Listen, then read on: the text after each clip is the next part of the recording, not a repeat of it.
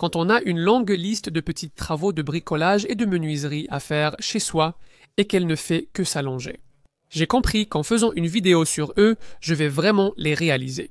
Voici notre buanderie rénovée il y a quelques années. J'ai plusieurs vidéos à ce sujet sur la chaîne et il reste quelques petits travaux ici.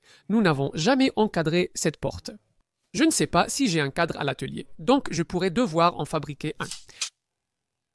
Il semble donc que j'ai pas mal de ce style d'encadrement, mais je ne suis pas vraiment fan, alors je vais fabriquer le mien. Je n'ai pas de pain assez long, donc il faudra utiliser du médium densité fibre. Je vais devoir utiliser une plaque entière pour la longueur voulue.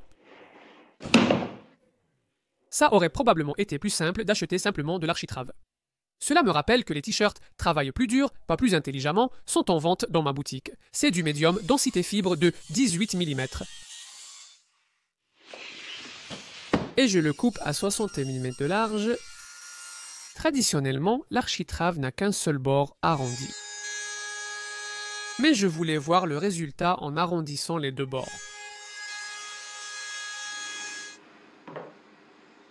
J'ai un après à base d'acrylique à appliquer.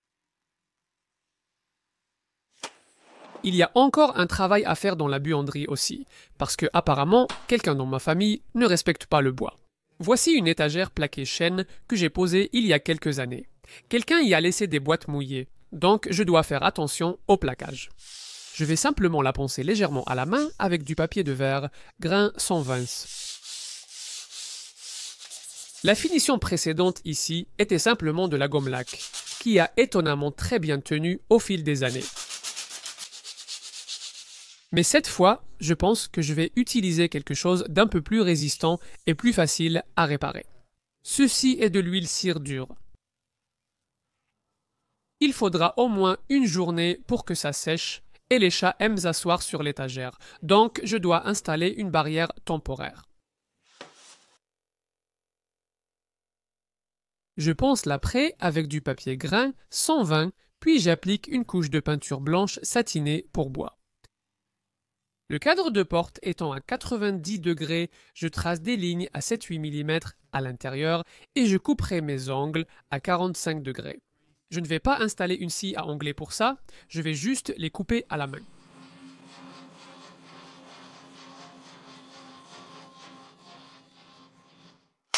J'incline légèrement ma scie, juste pour aider à refermer les éventuels espaces d'à l'avant. Maintenant, je peux les positionner sur mes marques de crayon et couper l'angle opposé. J'utilise une colle de fixation. Et quelques clous de finition de calibre 18, puis je pourrai prendre les mesures pour mes pieds. Il y a des tuyaux ici, mais je ne vais pas les coffrer. Je ferai juste une encoche pour passer la marche.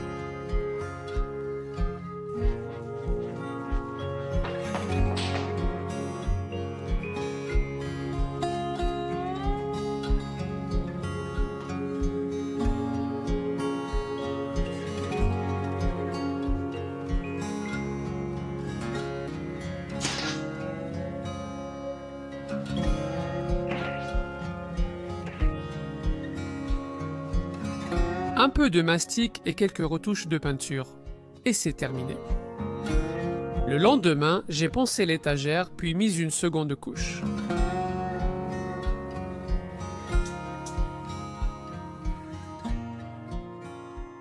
Prochaine étape, la chambre où des réparations de meubles sont à faire. D'abord, cette commode en sapelli a été l'une des premières vidéos de ma chaîne. Je l'ai trouvée dans une ruelle et restaurée. Il manque un bouton de tiroir, la vis ne tient plus dans ce trou. Il lui manque un assez gros éclat. Je vais donc retirer la virole en laiton, je crois qu'on appelle ça des viroles, et essayer d'en tourner une nouvelle. Je cherche des chutes de bois dur foncé et j'ai sorti ce morceau. La première étape est de le couper bien droit.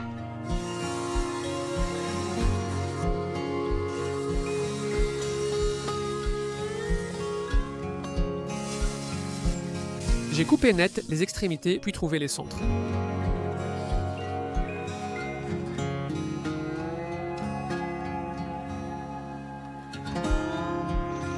Avec le gouge d'ébauche, je peux lui donner une forme ronde.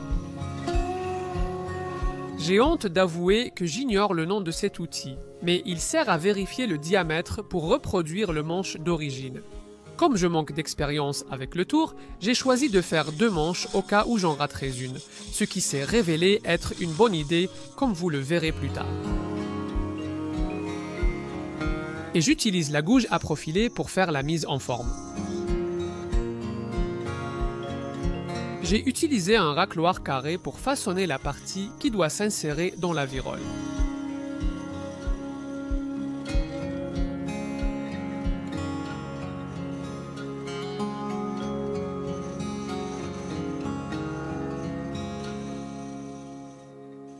C'est là que j'ai fait une erreur.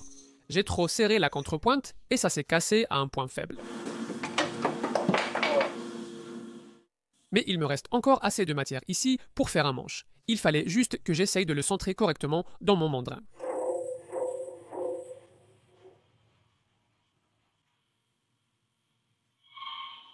Ensuite, je peux finir les extrémités que je n'ai pas bien lissées avec l'outil. Vous le verrez quand j'ajouterai la finition tout à l'heure. Mais ça avait l'air plutôt bien, alors je l'ai découpé. Je pouvais vérifier l'adaptation de la virole. Et c'est le cas. Et je peux faire percer un trou pour la vis. Maintenant, j'utilise une teinture pour bois à base d'alcool pour obtenir cette couleur profonde. Enfin, j'ai mis du vernis en spray, ce qui révèle le bois debout. Ce n'est pas aussi lisse que les poignées d'origine, mais j'en suis assez satisfait et au moins, je pourrai maintenant ouvrir le tiroir. Certains d'entre vous se rappellent peut-être ce projet de lit et de table de chevet d'il y a quelques années. Tout est stable, sauf celui-ci. Premièrement, l'une de ces pièces est tombée et je pense que je l'ai mise dans ce tiroir pour la garder en sécurité. Donc, je dois la remettre en place. Et il y a aussi des traces de projection étranges. Je ne sais pas d'où elles viennent, mais il faut que je règle ça aussi.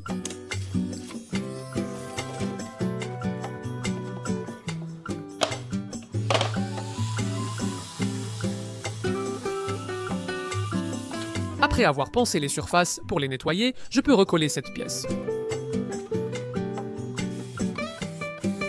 Puis appliquer un peu de vernis transparent pour la finition.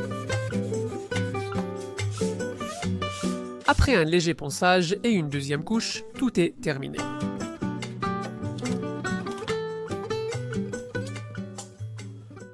Maintenant, quelques travaux dans le jardin. Je dois avoir cet escabeau depuis 10 ans maintenant. Je l'ai acheté d'occasion et il n'a rien de spécial, mais il fait l'affaire pour moi. Malheureusement, la pièce du dessus est complètement fichue, mais elle était vraiment pratique parce qu'il y avait un plateau en haut où je pouvais mettre des vis.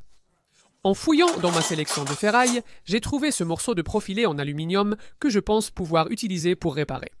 D'abord, je vais percer ces vieux rivets. Je vais ajouter un peu de bois à l'intérieur ici. Et j'ai trouvé un morceau de chêne qui avait presque les dimensions parfaites. Tu n'adores pas quand ça arrive.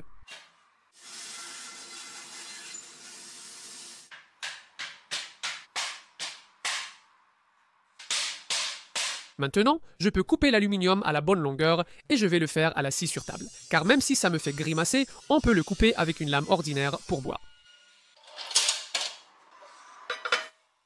Ce sera posé en angle, je ne vois pas de problème. J'ai envisagé de couper cette partie pour que l'étagère soit posée plutôt comme ceci, mais je pense que ça ira très bien comme ça. Au départ, je pensais pouvoir plier les extrémités de l'aluminium pour créer les côtés.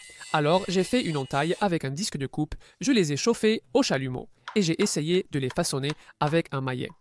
Mais comme vous allez le voir, ça n'a pas marché. Je vais donc devoir trouver une autre idée. Ensuite, un peu de mise en forme et de découpe.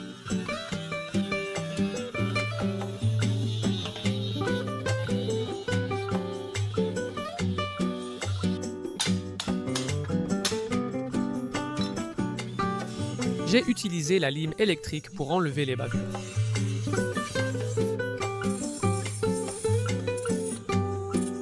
J'aurai besoin d'un trou pour le fixer.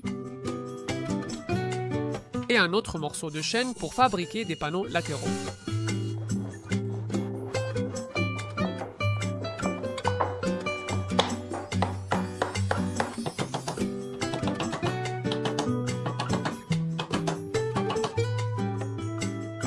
j'ajouterai un boulant pour fixer les blocs de bois.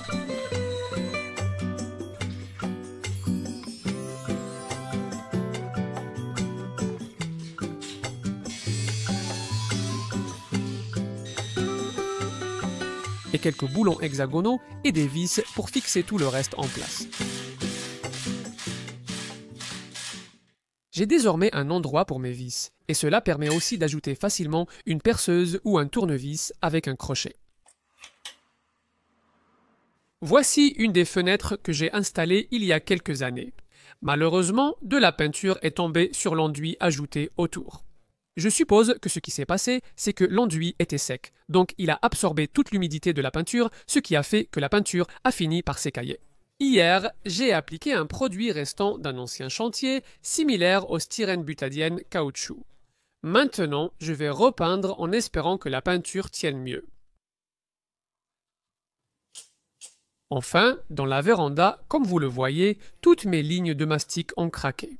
Et si quelqu'un peut me recommander un mastic de peintre qui ne fait pas ça, j'aimerais bien le savoir, parce que tous ceux que j'ai essayés semblent toujours rétrécir et ce serait bien de ne pas avoir à refaire ça à chaque fois.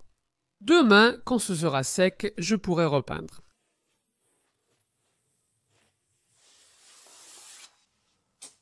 J'avais repoussé ces tâches beaucoup trop longtemps, mais en vérité, j'en ai apprécié 2 sur 3. Fabriquer le bouton du tiroir et réparer l'échelle ont finalement été assez amusants. J'espère que cela vous motivera à enfin réaliser ces projets que vous repoussez. Merci d'avoir regardé.